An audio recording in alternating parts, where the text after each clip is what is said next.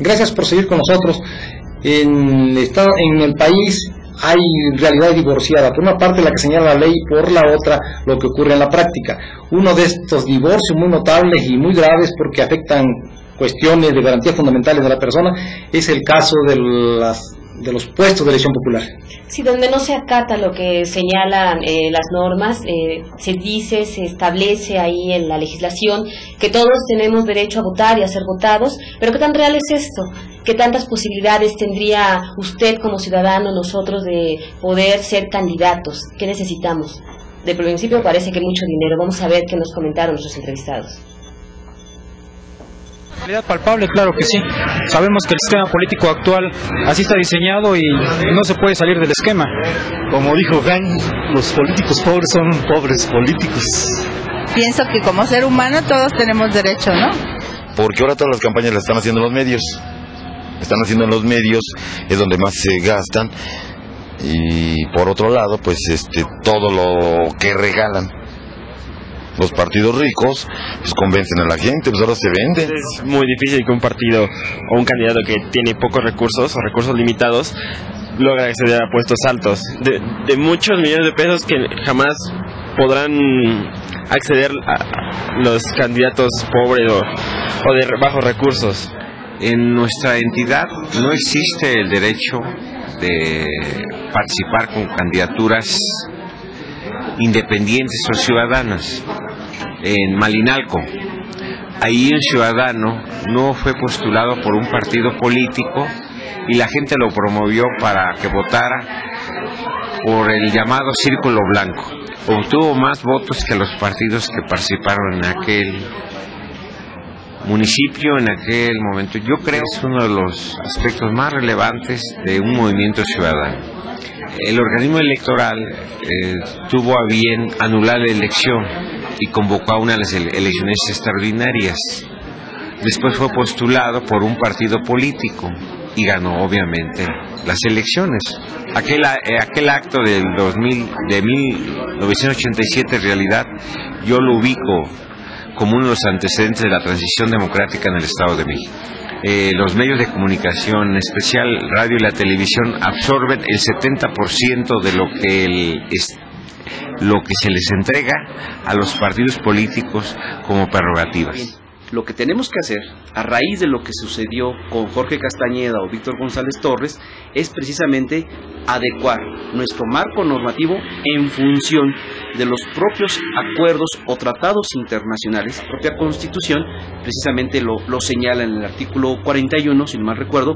Allí se puntualiza que estos partidos políticos podrán acceder o serán el vehículo, el medio para que los ciudadanos en el ejercicio de sus derechos políticos puedan precisamente acceder al poder político. Se ha perdido la esencia de lo que implica la real política. Lo que hoy observamos día con día pues es efectivamente una lucha feroz o atroz de intereses entre personas, entre grupos, élites de los propios partidos políticos, por ver quién controla, quién asume la posición principal y privilegiada del poder político. Me parece que es muy peligroso el que hoy los partidos políticos se conviertan o regresen a lo que alguna vez un autor de la ciencia política, Robert Mitchell, señalaba que habría que distinguir de los partidos políticos a las facciones, de que hoy observemos a una clase política que no se realimenta, que no se nutre de nuevas generaciones y que efectivamente poco tienen, digamos, la voluntad o la disposición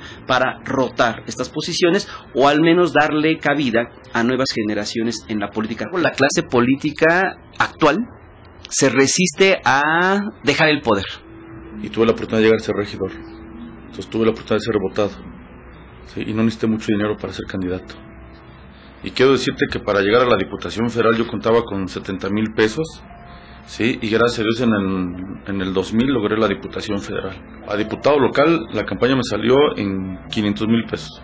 Cuando el diputado de enfrente del PRI gastó cerca de 12 millones. Las leyes que actualmente nos rigen pues nos establecen que debemos de participar todos, pertenecer a algún partido.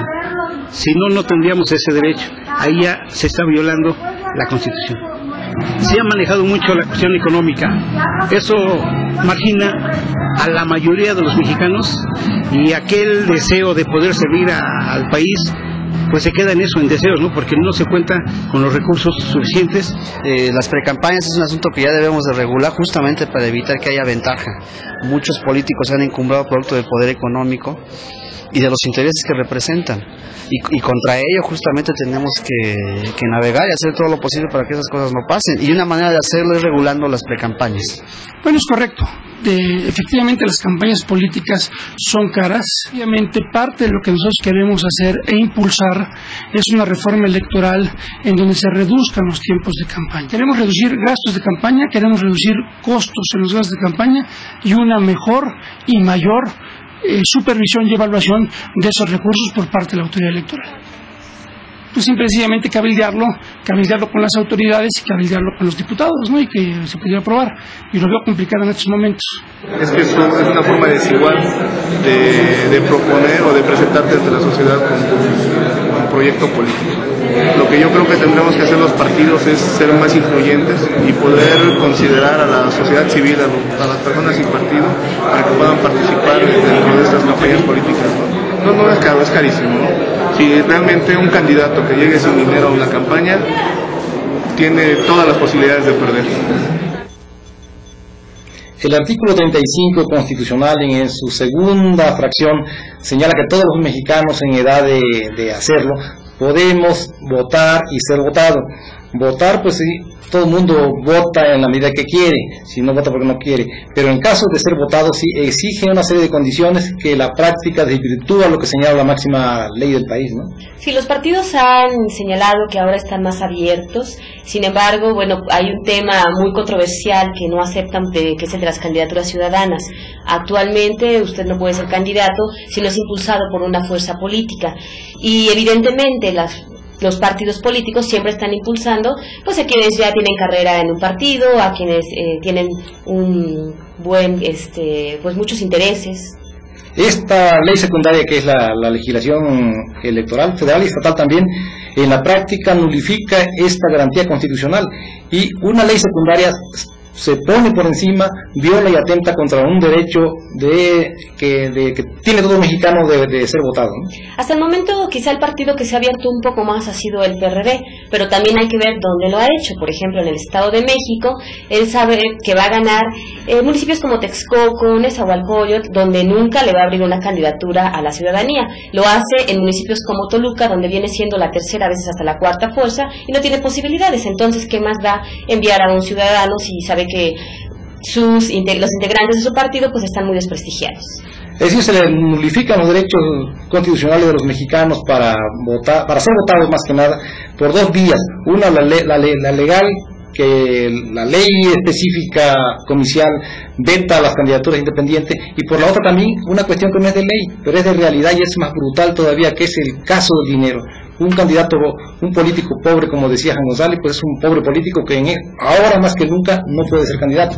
Y como se ha señalado, por eso hay propuestas para la reforma electoral de la necesidad de disminuir no solamente los tiempos, sino también los costos de campaña, porque la experiencia nos ha dejado que puede haber campañas carísimas, que se pueden hacer convenios muy convenientes, donde parece, pues digo, la cifra que señalan los partidos no coincide con lo que uno ve, sobre todo en televisión y en radio. Un diputado del PAN, curiosamente, hablaba de que sí se puede hacer campaña con poco dinero, pero hablaba de $500,000 de pesos. O sea, $500,000 de pesos no lo tiene el común de la gente así ahorrado, y menos para adaptarlo a una campaña, ¿no? Lo que quiere decir que en la práctica la política y los cargos de elección, sobre todo los más encumbrados, se están convirtiendo de élite, ¿no? Sí, hemos caído en un exceso, las campañas son carísimas, y por supuesto que los partidos siempre, como decía el politólogo, es una clase cerrada, con un monopolio, y la ley tendría que ser más abierta, pero bueno, para que esto sucediera tendría que modificarse, y quienes la tendrían que cambiar evidentemente son los mismos políticos, que están en el poder y que pues no creo que tengan un interés de hacerlo. Sí, como que van en contra de sus intereses, ¿no? Pero además, curiosamente, las candidaturas que no cuestan son las de representación proporcional y son las que se asignan los líderes, los que tienen más dinero. Entonces, a la gente que quiere ser diputado, alcalde, senador, y no se diga gobernador, ser gobernador, olvídese, una gente que no tiene dinero nunca jamás podrá ser candidato a gobernador porque no tiene dinero ni para hacer relaciones siquiera, ¿no? Menos para una campaña. Sí, los plurinominales son el claro ejemplo del premio a los políticos.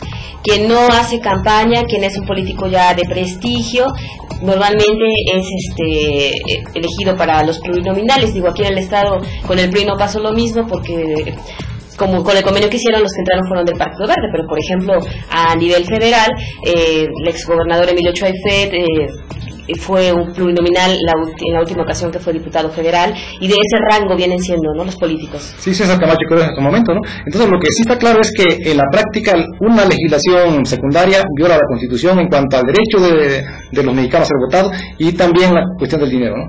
Sí, la verdad no hay muchas aspiraciones de que en caso de concretarse la reforma electoral para las elecciones siguientes pueda haber avance en ese sentido, porque a los partidos no les interesa. Vamos a un corte y volvemos.